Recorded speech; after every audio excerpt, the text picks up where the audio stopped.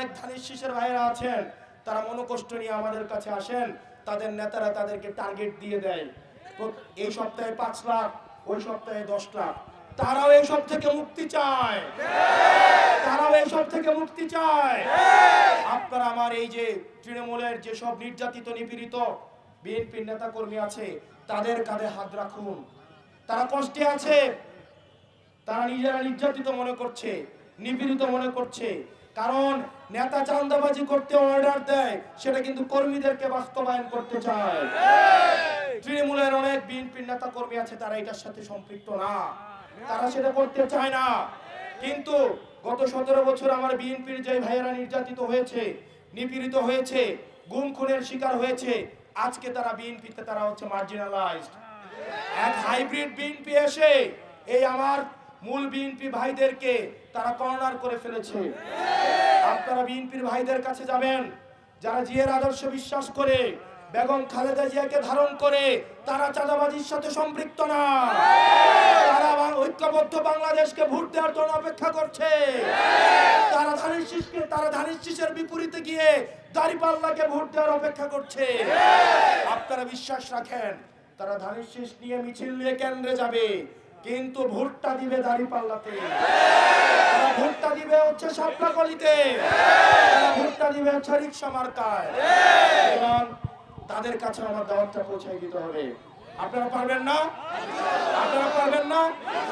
প্রত্যেকটা ভোটারের কাছে আমাদের দাওয়াত পৌঁছাইতে হবে।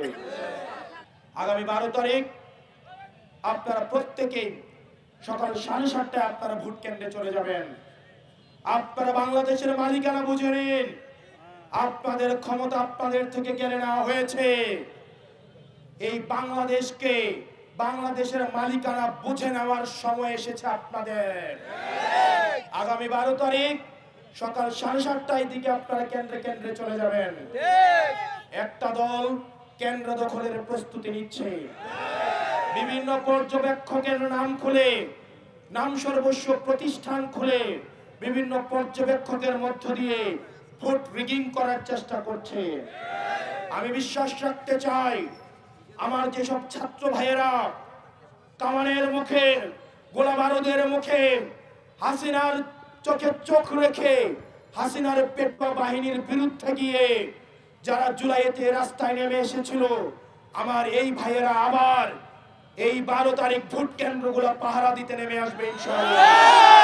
আমি বিশ্বাস রাখি, আমাদের ছাত্র শিবিরের ভাইয়েরা, ছাত্র শক্তির ভাইয়েরা সেদিনে যদি কেন্দ্রগুলোতে থাকে, তাহলে চিরও সাহস করবে না ভোট চুরি করা।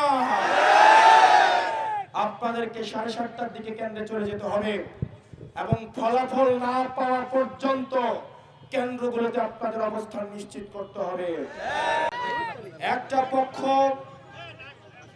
জুলুমের পক্ষে অবস্থান নিচ্ছে, একটা পক্ষ আমাদের নারী মা বোনদের হিজাব এবং জামা কাপড় খুলে বিবস্ত্র করতে চাইছে, একটা পক্ষ আবার আগামীতে ভারতের দালালি এবং গোলামি করার জন্য প্রস্তুতি নিচ্ছে, একটা পক্ষ যারা বাংলাদেশের ভূমি থেকে, বাংলাদেশের গণমানুষ থেকে যুগের পর যুগ বিচ্ছিন্ন থাকার কারণে তারা বাংলাদেশের মানুষের প্রয়োজন, বাংলাদেশের মানুষের চাহিদা, বাংলাদেশের মানুষের আকাঙ্ক্ষা থেকে তারা যুগ যুগ এবং শত শত মাইল দূরে থেকে তারা বাংলাদেশের মানুষের আকাঙ্ক্ষাকে আর ধারণ করে না, তারা বাংলাদেশের মানুষের প্রত্যাশাকে ধারণ করে না, তারা বাংলাদেশের মানুষের চাওয়াকে ধারণ করে না। সেজন্য বাংলাদেশের মানুষের আকাঙ্ক্ষার বিরুদ্ধে গিয়ে নেতা উপনে হায়ের পক্ষে অবস্থান নেয়, কিন্তু কর্মীরা গোপনে ন্যায়ের পক্ষে অবস্থান নিচ্ছে। প্রিয় যশোরবাসী, আমরা মুক্তির দ্বার প্রান্তে দাঁড়িয়ে আছি। আমাদের নীরবে একটা বিপ্লব ঘটে গিয়েছে। আপনি প্রত্যেকটা মানুষের দ্বারে দ্বারে যান, প্রত্যেকটা মানুষের কাছে যান এবং যারা অন্য প্রতীকের রাজনৈতিক কার্যক্রমে অংশগ্রহণ করছে তাদেরকেও যদি গোপনে জিজ্ঞেস করেন, তারাও বলবে আমরা নিরুপায় হয়ে এখনো রাজনৈতিক কার্যক্রমে অংশগ্রহণ করছি। কিন্তু আগামী 12 তারিখ ইনশাআল্লাহ ভোটটা আমরা 11 দলীয় ঐক্যবদ্ধ জোট বাংলাদেশ এবং দাঁড়িপাল্লা সাপলাকলিকেই দিব। প্রিয় যশোরবাসী, আপনারা গতকাল প্রশাসনের রত্ন হস্তক্ষেপে নির্বাচনী পরিবেশ কেমন হতে পারে সেটার একটা টেস্ট ম্যাচ আপনারা গতকাল ঢাকায় দেখেছেন। আওয়ামী ফ্যাসিবাদী কায়দায় পুলিশ তার নগ্ন রূপে আবার ফিরে গিয়েছে। প্রিয় পুলিশ ভাইয়েরা, আপনাদের কাছে উদারত আহ্বান জানাবো, আপনি যে পোশাকটা পরিধান করে আছেন সেই পোশাকটা আপনার যোগ্যতার মধ্য দিয়ে অর্জন করা, আপনার মেধার মধ্য দিয়ে অর্জন করা। আপনাকে অনুরোধ করব, আপনার বাসায় সন্তান রয়েছে, আপনার মা বাবা রয়েছে, আপনি যদি বিগত 3টা নির্বাচনের মতো আবার যদি ঘুষের টাকা স্পর্শ করে দেখেন, আল্লাহর আরশ কেঁপে উঠবে। আপনি সিদ্ধান্ত নেবেন, আগামীর বাংলাদেশটা চাঁদাবাজদের হাতে তুলে দিবেন, আপনার সন্তানের ভবিষ্যৎটা কি চাঁদাবাজদের হাতে তুলে দিবেন নাকি ন্যায় ও ইনসাফের হাতে তুলে দিবেন? বাংলাদেশের জনতা যার বিপক্ষে দাঁড়ায়, কামান দিয়ে, গোলা বারুদ দিয়ে, মিলিটারি দিয়ে, ভারত দিয়ে তাদেরকে আটকায় রাখা যায় না। প্রিয় প্রশাসনের ভাইয়েরা, গত 17 বছর আপনাদের প্রতি যে অনাস্থা তৈরি হয়েছে, সেই অনাস্থা থেকে আস্থা অর্জনের পরীক্ষা হচ্ছে আপনাদের 12 তারিখ।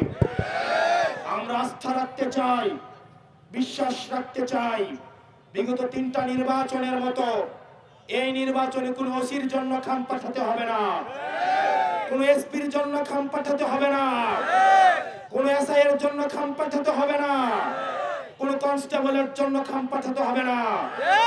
আপনারা যদি কোন একটা অবৈধ টাকা স্পর্শ করে দেখেন, আল্লাহ সাক্ষী, আপনার সন্তানের ভবিষ্যৎ আপনারা বিনষ্ট করবেন, আপনার মা বাবার ভবিষ্যৎ আপনারা বিনষ্ট করবেন। এই বাংলাদেশটা আপনার, এই ভূমিটা আপনার, এই বাংলাদেশের মালিকানা আপনারা বুঝে নেন। নিজেকে একবার প্রশ্ন করে দেখেন, একদিন যদি কোন রাজনৈতিক দলের গোলামি করেন, আগামী 5 বছর রাজনৈতিক দলের নেতার বাসায় পোস্টিং, ট্রান্সফার, প্রমোশনের জন্য যেতে হবে। প্রিয় প্রশাসনের ভাইয়েরা, এই নির্বাচনটা আপনাদের একটা অগ্নি পরীক্ষা। বাংলাদেশের মানুষ আপনাদেরকে বিশ্বাস করবে কি করবে না, আবার আস্থায় আনবে কি আনবে না, সেটার অগ্নি পরীক্ষা হচ্ছে এই 12 তারিখ। আপনাদের বিএনপির পুলিশ হওয়ার দরকার নাই, জামাতের পুলিশ হওয়ার দরকার নাই, এনসিপির পুলিশ হওয়ার দরকার নাই। আপনারা বাংলাদেশের পুলিশ হয়ে ওঠো, জনতার পুলিশ হয়ে ওঠো। আমরা আপনাদেরকে নিরাপত্তা দিব, আমরা আপনাদেরকে মাথায় তুলে রাখবো।